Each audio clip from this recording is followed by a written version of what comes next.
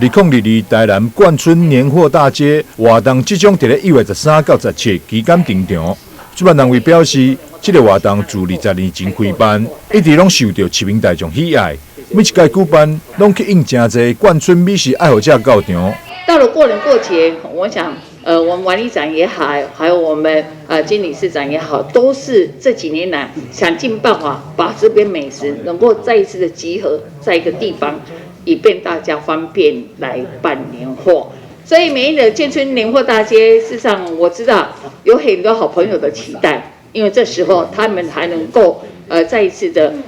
回味过去在建春里面的美食，才能够，而且不用这样子跑到很多地方去找这些建春的美食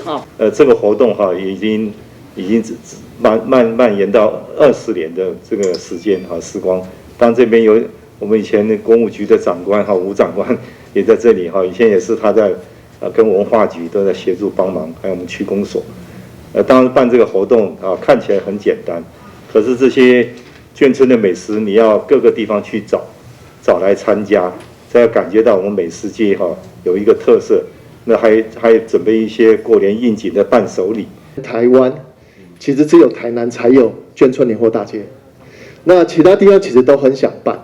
但是他们发现到其实这个难度真的很高，都办不起来。为什么？因为其实能够出来的摊位，他们后来找的话，大概就只能够找个1摊2摊，他们没有办法像我们可能找个10几摊出来。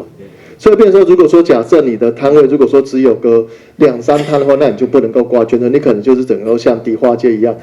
做个年货大街，那没有办法打眷村这2个字。所以其实万事真的是起头难。那我们真的是承接了王里长还有林美燕还有各个科室的一个协助，所以我们才能够把这个年货大街办得非常的尽善尽美。